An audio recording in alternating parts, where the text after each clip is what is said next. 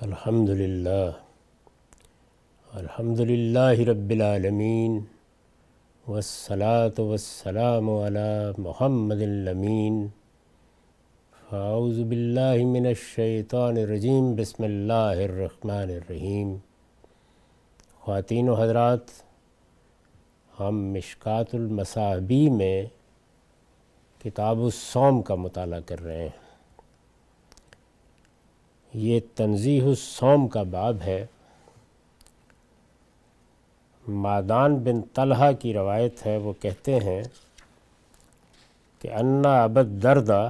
حدثہ ان رسول اللہ صلی اللہ علیہ وسلم کا فافطر۔ ابو الدرداء رضی اللہ عنہ نے وہ یہ کہتے ہیں کہ مجھ سے بیان کیا کہ رسالت بآب صلی اللہ علیہ وسلم نے قے کی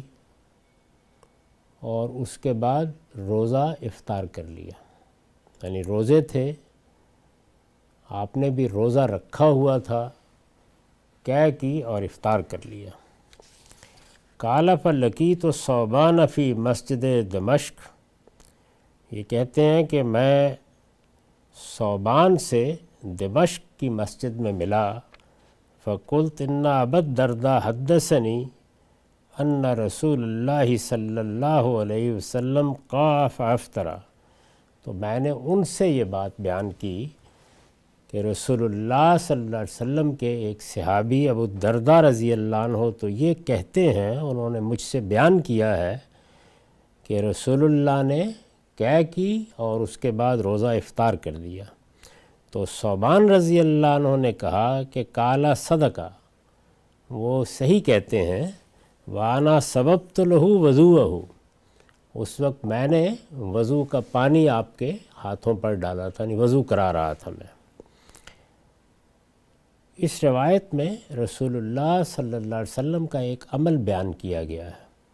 یہ معلوم نہیں ہوتا کہ اس کا باعث کیا ہوا، یعنی قے جب آدمی کو آتی ہے تو ظاہر ہے کہ طبیعت کی کوئی خرابی بھی اس کا باعث ہو سکتی ہے، تو ممکن ہے کہ رسالت مآب صلی اللہ علیہ وسلم نے طبیعت میں کچھ ناسازی محسوس فرمائی ہو اور اسی میں آپ کو وضو کرتے ہوئے قے ہو گئی،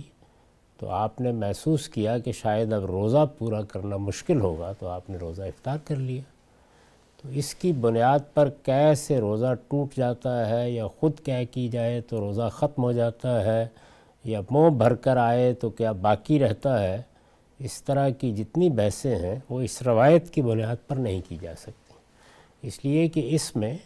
نہ کوئی قانون بیان ہوا ہے، نہ رسالت مآب صلی اللہ علیہ وسلم نے اس کی وجہ بیان کی ہے، نہ وہ لوگ جو اسے روایت کر رہے ہیں وہ کوئی تفصیل بتاتے ہیں۔ اتنی بات کہ بہت سے اسباب ہو سکتے ہیں، اور ان میں سے ایک بہت قریب کا سبب یہ ہے کہ خود ہم لوگوں کو بھی اگر کسی وقت ایسی صورت پیدا ہو جائے کہ بس نازیہ کی کیفیت ہے یا طبیعت ناساز ہو رہی ہے یا کچھ پیٹ میں اس طرح کی خرابی ہے اور قے ہو گئی، تو اس کے بعد آدمی ایک اضمحلال کسی صورت محسوس کرتا ہے اور اپنی طبیعت کا لحاظ کر کے اگر وہ یہ سمجھتا ہے کہ وہ روزہ پورا نہیں کر سکے گا تو وہ روزہ افطار کر سکتا ہے۔ یہ بات تو اس روایت سے معلوم ہوتی ہے،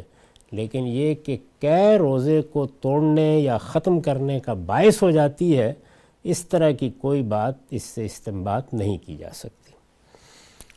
وعن بعض اصحاب النبی صلی اللہ علیہ وسلم قال لقد رأیت النبی بالعرج یصب علی رأس الماء وهو صائم من العطش او من الحر۔ رسول اللہ کے بعد صحابہ نے بیان کیا ہے اور وہ یہ کہتے ہیں کہ میں نے رسول اللہ صلی اللہ علیہ وسلم کو عرج کے مقام پر دیکھا، یعنی ایک صحابی نے بیان کیا ہے کہ میں نے رسول اللہ صلی اللہ علیہ وسلم کو عرج کے مقام پر دیکھا۔ یہ مکہ اور مدینہ کے درمیان ایک جگہ ہے، آپ اپنے سر پر پانی ڈال رہے تھے، روزے سے تھے، اور غالباً پانی ڈالنے کی وجہ وہ یہ بیان کرتے ہیں کہ یا تو پیاس بہت شدید لگ رہی تھی یا یہ ہے کہ گرمی کافی تھی۔ تو اس سے بھی یہ معلوم ہوا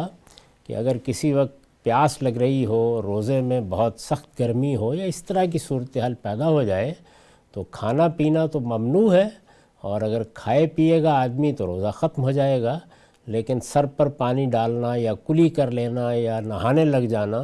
اس طرح کی جتنی چیزیں ہیں، اس سے روزے میں کوئی فرق واقع نہیں ہوتا۔ اور رسالت مآب صلی اللہ علیہ وسلم نے بھی چونکہ یہ کیا ہے، تو آپ سے بڑھ کر کون ہو سکتا ہے کہ جو اس طرح کی چیزوں میں احتیاط کرے، چنانچہ اس میں کوئی حرج نہیں ہے۔ وعن شداد ابن اوس ان رسول اللہ صلی اللہ علیہ وسلم اتی رجل بالبقیع وهو یحتجم۔ شداد بن اوس کہتے ہیں کہ رسول اللہ صلی اللہ علیہ وسلم بقیع میں ایک شخص کے پاس آئے، مدینہ کے بالکل ساتھ ہے، تو آپ نے یہ دیکھا کہ وہ حجامہ کرا رہے ہیں، پچھنے لگوا رہے ہیں۔ وَهُوَ آخذٌ بِيَدِي لِثَمَانِيَ عَشْرَةَ خَلَت من رمضان۔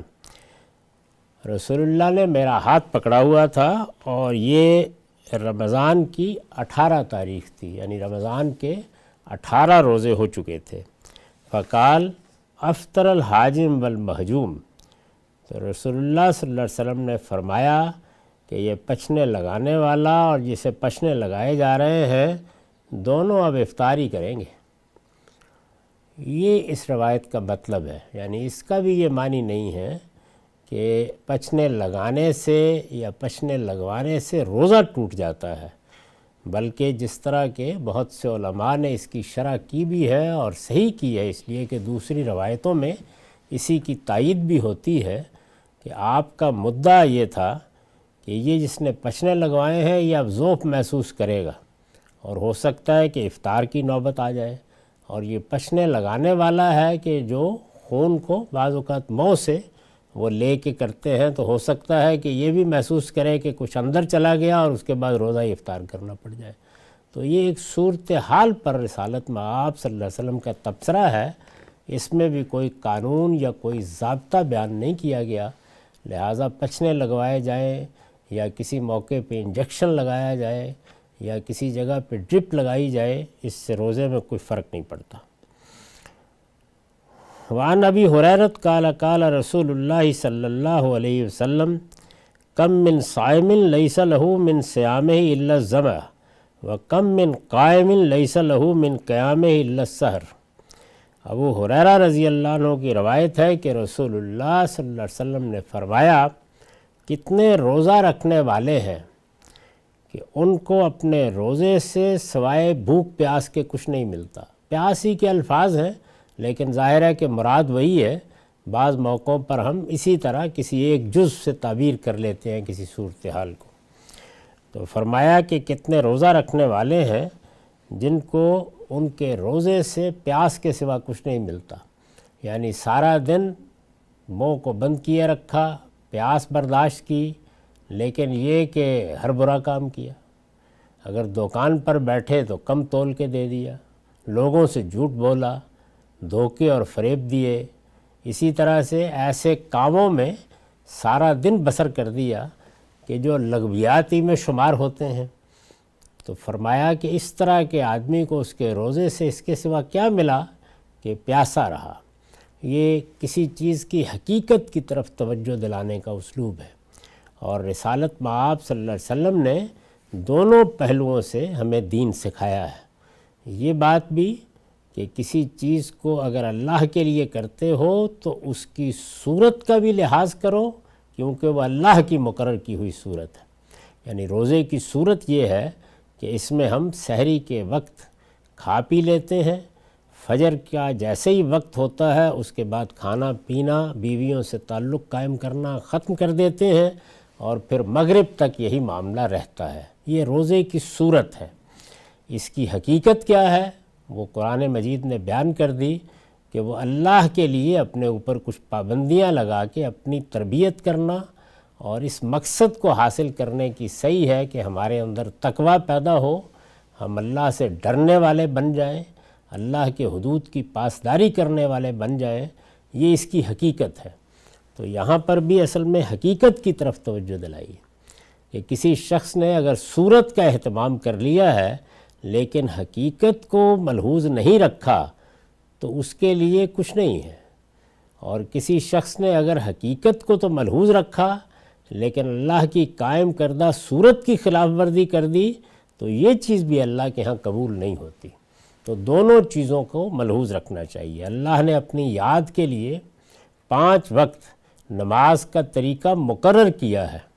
تو ہم اس کی جگہ یہ نہیں کر سکتے کہ اس کی حقیقت تو چونکہ اللہ کی یاد دہانی ہے تو اس وجہ سے ہم بیٹھے ہوئے اللہ کو یاد کر رہے ہیں، اٹھتے ہوئے اللہ کو یاد کر رہے ہیں، اللہ ہی کی ذات پر، اللہ ہی کی صفات پر فکر کر رہے ہیں، تو بس یہ نماز کے قائم مقام ہو جائے گا۔ نہیں، اس صورت کا اہتمام بھی ضروری ہے، اور اس صورت کو، اس کی حقیقت یا اس کے مقصد کو سامنے رکھ کر قیامت تک کوئی تبدیل نہیں کر سکتا۔ اسی چیز کو ایمان کہتے ہیں اور یہی شریعت کی پابندی ہے۔ یعنی اللہ نے اگر کسی چیز کی حقیقت کو سامنے رکھ کر کسی مقصد کے پیش نظر کوئی صورت مقرر کر دی ہے تو اس صورت کی پیروی کی جائے گی، لیکن صورت کی پیروی کرتے ہوئے ہمیشہ یہ لحاظ رکھا جائے گا کہ اس کی حقیقت کیا ہے، وہ کیا چیز ہے کہ جس کو سامنے رکھ کر اللہ تعالیٰ نے یہ صورت مقرر کی ہے، اس کی یاد دہانی اپنے آپ کو کراتے رہنا چاہیے۔ تو روزے کی حقیقت کیا ہے؟ تقوی۔ روزے کی حقیقت کیا ہے؟ اللہ کی اطاعت، اللہ کے احکام کی پیروی، اللہ کو اپنا بادشاہ سمجھ کر، اپنا آقا سمجھ کر غلامی کے جذبے سے اپنا سر اس کے سامنے جھکائے رکھنا۔ معاف کیجیے۔ تو اس حقیقت کو بھی پیش نظر رہنا چاہیے اور صورت کو بھی پوری طرح ملحوظ رہنا چاہیے۔ صورت کی پابندی شریعت کا تقاضا ہے اور اس کی حقیقت دین کی حقیقت کو پانے کی جد و جہد ہے، کیونکہ تزکیہ، پاکیزگی اسی سے حاصل ہوتی ہے۔ وعن ثابت البنانی قال سئل انس بن مالک کنتم تکرہون الحجامہ للصائم علی عہد رسول اللہ صلی اللہ علیہ وسلم۔ یہ ثابت بنانی روایت کرتے ہیں کہ انس بن مالک رضی اللہ عنہ سے پوچھا گیا کہ رسول اللہ صلی اللہ علیہ وسلم کے زمانے میں کیا آپ لوگ اس چیز کو ناپسند کرتے تھے کہ کوئی شخص روزے میں حجامہ کرائے، یعنی پچھنے لگوائے؟ قال لا، انہوں نے کہا نہیں، الا من اجل الضعف، ہاں اس معاملے کا ضرور لحاظ رکھا جاتا تھا کہ اس سے کمزوری ہو جاتی ہے اور اس میں ہو سکتا ہے کہ روزہ نبھانا، روزہ پورا کرنا مشکل ہو جائے۔ تو یہ چیز ہے، صحابہ کرام نے بعض موقعوں کے اوپر اس طرح کی بہت سی چیزوں کو واضح کیا ہے کہ اگر کسی کام سے رسول اللہ نے روکا یا کسی کام کی ہدایت فرمائی، وہ عام جو سنت ہے، جو قاعدہ ہے یا جو حکم دیا گیا ہے اس سے ہٹ کر تھی، تو بتایا ہے کہ یہ ضروری نہیں ہے کہ اس میں کوئی ترمیم ہو گئی یا روزے کے افطار کا حکم صادر ہو گیا۔ بعض اوقات عارض پیش آ جاتے ہیں، ان عوارض کو سامنے رکھ کر بھی کسی چیز کے بارے میں کوئی بات کہی جاتی ہے، تو وہ بتایا ہے انہوں نے کہ یہ ضعف پیدا ہو جاتا ہے، کمزوری سی بعض اوقات محسوس کرتا ہے، ہو سکتا ہے کہ خون نکلنے کی وجہ سے ہو سکتا ہے کہ محض احساس کی وجہ سے آدمی پر یہ کیفیت طاری ہو جائے، تو اس میں البتہ وہ روزہ چھوڑ سکتا ہے۔ باقی جہاں تک پچھنے کا تعلق ہے اس سے روزے کو کچھ نہیں ہوتا۔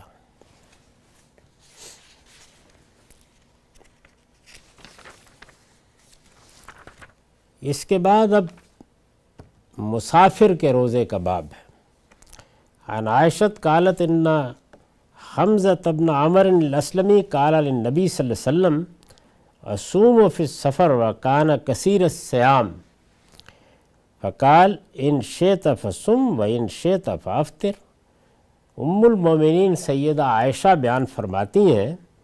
کہ حمزہ بن عمر اسلمی نے رسول اللہ صلی اللہ علیہ وسلم سے پوچھا کہ میں سفر میں بھی روزے رکھتا ہوں، یعنی اب تو سفر خیر بہت آسانی کے ہو گئے، لیکن اس زمانے میں سفر میں بڑی مشقت ہو جاتی تھی۔ تو وہ کہتے ہیں کہ میں نے یہ پوچھا کہ میں سفر میں بھی روزے رکھتا ہوں، اور یہ عام طور پر روزے رکھتے رہتے تھے، یعنی بہت زیادہ روزے رکھنے کا مزاج تھا۔ ظاہر ہے کہ رمضان میں تو رکھتے ہی ہوں گے، اس کے ساتھ نفل روزے بھی رکھتے تھے۔ تو رمضان میں بھی ان کی یہ خواہش ہوتی تھی کہ اگر سفر بھی درپیش ہے تو میں روزہ نہ چھوڑوں۔ تو انہوں نے یہ پوچھا، فقال، ان کے جواب میں رسول اللہ نے فرمایا، ان شئت فصم و ان شئت فافطر، یعنی یہ تو اللہ کی دی ہوئی ایک رخصت ہے، اگر تم تحمل کر سکتے ہو تو روزہ رکھ لو، نہیں کر سکتے تو چھوڑ دو۔ تو یہی تعلیم دی گئی ہے سب رخصتوں کے معاملے میں۔ کسی رخصت کی بھی یہ حیثیت نہیں ہوتی کہ وہ عزیمت بن جائے، یعنی یہ کہ اس کا لازماً آپ نے فائدہ اٹھانا ہے۔ اللہ تعالیٰ نے جو رخصتیں دی ہیں نماز میں، روزے میں، حج میں، عمرے میں، ان سب سے بس رخصت ہی سمجھ کر فائدہ اٹھانا چاہیے۔ وآخر دعوانا الحمدللہ رب العالمین۔